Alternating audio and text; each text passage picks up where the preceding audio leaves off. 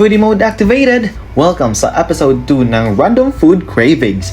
And for this episode, I'm craving for GSW30 Chicken Curry. At ito na nga guys, huwag na nating patagalin pa. Let's begin with our ingredients. We have chicken, black pepper, curry powder, margarine, seasoning, all-purpose creamer, potato, garlic, and onions. First, let's cut the garlic and onions into small pieces with transition and also yung patatas. Sunod ay hugasan natin ang chicken ng very well para matanggal ang lansa. Tapos nagpainit na rin ako ng kawali dyan at nilagay ko na ang margarine. Tapos minekos-mekos para matunaw ang ating mga margarine. At pagkatapos ay pinirito ko muna ng very light ang ating mga drumsticks para naman magka-flavor. Ayan, so biniling-biling ko lang siya para maging even yung pagkaka-preheat niya or pre-cook ba yan. At hinango ko na sa lalagyan. Sunod naman ay ang mga patatas, pinirito ko muna ng kaunti para naman mabilis na maluto mamaya. Tapos minekos-mekos ng ganyan at saka hinango. After that, nagisa na ako ng bawang at mag golden brown. Tsaka sinod ko na yung sibuyas at minekos-mekos hanggang lumabas ang aroma. Tapos nilagay ko na rin ang chicken na sinet aside natin kanina. Tapos minekos-mekos ng very light.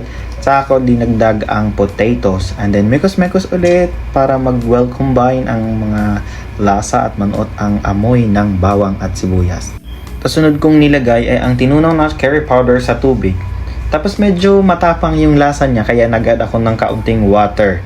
Tapos tinakpan ko na siya para kumulo at lumambot yung chicken. Nalit ko palang ilagay ang ating mahiwagang seasoning tsaka paminta pero hayaan nyo na. So ayan, mikos-mikos lang natin para lumambot at lalong kumapit ang lasa ng ating mga nilagay na ingredients sa ating chicken at potato. Tapos dito ko na nilagay ang all-purpose creamer. Supposedly hindi pala to ilalahat pero nanalo ang intrusive thoughts natin kaya ayun, sobrang naging creamy. Tapos nilahat ko nang ilagay ang paminta guys. Ayun. So, yan. Set fire to low heat para mas maluto ang chicken and that's it. Okay na to! At kung umabot ka sa part ng video na to, ibig sabihin na nag-e-enjoy ka sa pinapanood mo. Please comment your location para malaman natin kung saan umabot ang video ito.